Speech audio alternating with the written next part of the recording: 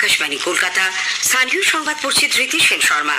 বিশেষ খবর হলো, সন্দেশখালী কাণ্ডে মূল অভিযুক্ত শেখ শাহজাহানকে অবশেষে হেফাজতে নিয়েছে সিবিআই। সন্দেশখালীর ঘটনা সকলের মাথা হেট করে দিয়েছে বলে প্রবীণ বিজেপি নেতা প্রধানমন্ত্রী নরেন্দ্র মোদী মন্তব্য করেছেন। লোকসভা ভোটের আগে রাজ্য সরকার আরো 65,000 পরিবারকে অন্নপূর্ণা অন্তোদয় যোজনার রেশন কার্ড দেওয়ার সিদ্ধান্ত নিয়েছে। সুন্দরবনের নদীবাঁধ রক্ষা, বনসৃজন সহ বিভিন্ন ক্ষেত্রের উন্নয়নে বিশ্ব ব্যাংকের সঙ্গে প্রকল্প হাতে নেওয়ার সিদ্ধান্ত গৃহীত রাজ্য মন্ত্রিসভার বৈঠকে। উচ্চ মাধ্যমিকের সেমিস্টার পদ্ধতি চালু হচ্ছে। আইএসএল ফুটবলে এফসি গোয়া 1-0 গোলে ইস্টবেঙ্গলকে হারিয়ে দিয়েছে। আসছি বিস্তারিত খবরে। সন্দেশখালী কাণ্ডে মূল অভিযুক্ত শেখ শাহজাহানকে অবশেষে হেফাজতে নিয়েছে সিবিআই। আদালতের বেঁধে দেওয়া সময়সীমার প্রায় 2.5 ঘন্টা পর গত রাতে সিআইডি সদর দপ্তর ভবানী ভবন থেকে শাহজাহানকে নিয়ে বেরিয়ে আসেন কেন্দ্রীয় তদন্তকারীরা। তাদের হাতে মামলার কাগজপত্র তুলে দেয় সিআইডি। এরপর জোকা ইএসআই হাসপাতালের উদ্দেশ্যে তাকে নিয়ে যাওয়া হয়। সেখানে স্বাস্থ্য পরীক্ষার পর শাহজাহানকে রাত 9:30 নাগাদ নিজাম প্যালেসে নিয়ে আসা হয়েছে।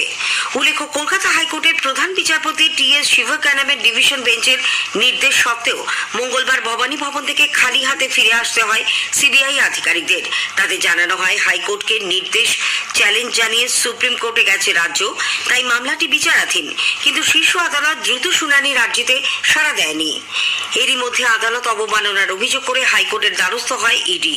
বিচারপতি হরিশ ট্যান্ডন ও বিচারপতি হিরণময় ভট্টাচার্যের ডিভিশন বেঞ্চ প্রধান বিচারপতির নির্দেশ বহাল রেখে গতকাল বিকেল 4:15 মধ্যে শাহজাহানকে সিবিআই এর হাতে তুলে দিতে বলেন। তারপরেও অবশ্য টানাপোড়েন চলে বেশ কিছুক্ষণ।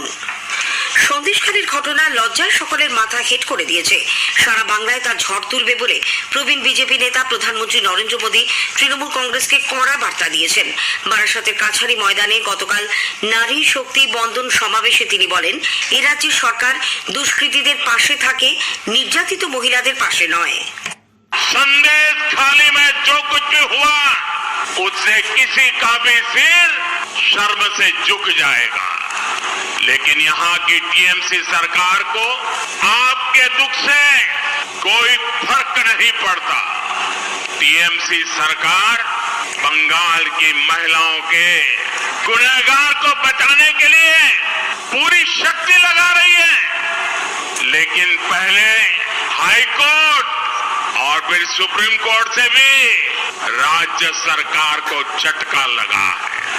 नारी शक्ति के आक्रोश का ये ज्वार संदेशखाली तक ही सीमित नहीं रहने वाला, संपूर्ण बांग्लाते संदेशखालीर जड़ उठবে। নারী শক্তির বিকাশ এবং সারা দেশে রেল সহ বিভিন্ন পরিকাঠামো উন্নয়নে তার সরকারের কাজের খতিয়ান তুলে ধরেন প্রধানমন্ত্রী।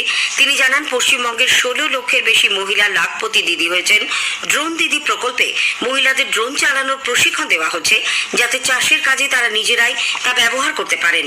এর আগে প্রধানমন্ত্রী কলকাতার এসপ্ল্যানেড মেট্রো স্টেশনে এক অনুষ্ঠানে নদীর তলা দিয়ে দেশের প্রথম মেট্রো পরিষেবা সহ 15,400 কোটি টাকা মূল্যের রেল প্রকল্পের উদ্বোধন ও শিলান্যাস করেন। এর মধ্যে ছিল গঙ্গার নিচ দিয়ে হাওড়া ময়দান থেকে এসপ্ল্যানেড, নিউ গড়িয়া থেকে রুবি এবং জোকা এসপ্ল্যানেড শাখার তারাতলা থেকে মাঝেরহাট অংশের মেট্রো পরিষেবা।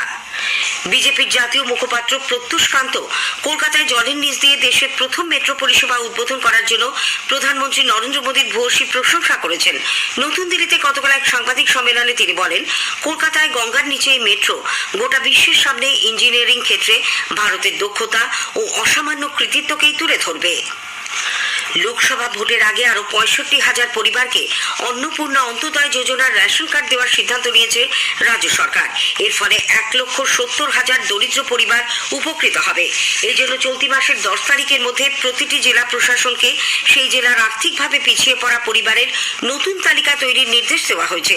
সেই মাপকাঠি অনুযায়ী এই কার্ড বন্টন করা হবে বলে খাদ্য দপ্তর সূত্রে জানা গেছে। জাতীয় খাদ্য সুরক্ষা যোজনার অধীনে এ রাজ্যে 6 কোটি রেশন কার্ড রয়েছে। এর মধ্যে অন্নপূর্ণা অন্তোদয় যোজনার রেশন কার্ড পরিবার ভিত্তিক, অর্থাৎ একটি পরিবার জন্য একটি কার্ড। আর্থিকভাবে অত্যন্ত পিছিয়ে থাকা পরিবারগুলিকে এই প্রকল্পে চাল গম মিলিয়ে মাসে 35 কেজি খাদ্যশস্য দেওয়া হয় বিনামূল্যে। এছাড়া সময় সময় চিনি এবং অন্যান্য রেশন সামগ্রীও দেওয়া হয়ে থাকে। রাজ্যের 65 লক্ষ পরিবার এই প্রকল্পের পরিষেবা পায়। এবার তার সঙ্গে যুক্ত হচ্ছে আরো 65,000 পরিবার। রাজ্যে আশা এবং অঙ্গনওয়াড়ি কর্মী ও সহায়িকাদের বেতন বাড়ছে। মুখ্যমন্ত্রী মমতা ব্যানার্জি গতকাল এক ফেসবুক বার্তায় তাদের মাসিক বেতন বৃদ্ধির কথা ঘোষণা করেন। আশা ও অঙ্গনওয়াড়ি কর্মীদের বেতন বাড়ছে 750 টাকা, আইসিডিএস সহায়িকাদের বেতন বাড়ছে 500 টাকা করে।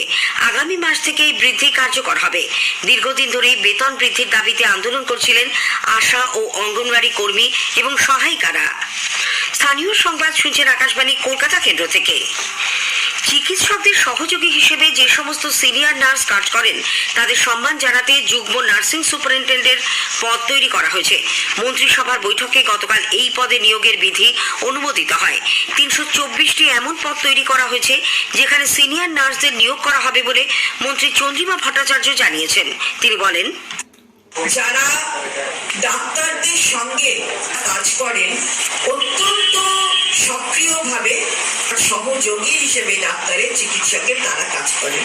ডাক্তার নন, কিন্তু তাদের ছাড়াও এই কাজগুলো সম্ভব হয় না। সুতরাং সেই কথা মনে রেখে 324 জন নার্সিং যারা জয়েন্ট নার্সিং সুপারিনটেন্ডেন্ট তারা যোগ্য চিকিৎসক অর্থাৎ চিকিৎসক সহায়ক এটা হলে অনন্য সম্মান তাদের দেওয়ার লক্ষ্যে মুখ্যমন্ত্রী কাজ করলেন।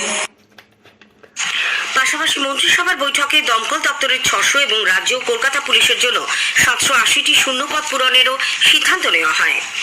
মন্ত্রিসভা দুর্যোগ প্রবণ সুন্দরবনে নদীবাঁধ রক্ষা, বনসৃজন সহ বিভিন্ন ক্ষেত্রের উন্নয়ন ঘটিয়ে সেখানকার বাসিন্দাদের জীবন ও জীবিকা সুনিশ্চিত করতে বিশ্ব ব্যাংকের সঙ্গে যৌথ উদ্যোগে 4100 কোটি টাকার একটি প্রকল্প হাতে নেওয়ার প্রস্তাবও অনুমোদন করেছে। মন্ত্রী শশী পাজা পরে সাংবাদিকদের বলেন, শোর নামে এই প্রকল্পে সুন্দরবনের 39টি দ্বীপের 50% নদীবাঁধকে আরো সুরক্ষিত করা ছাড়াও ভূমিক্ষয় রোধে ম্যানগ্রোভ বসানো রয়েছে।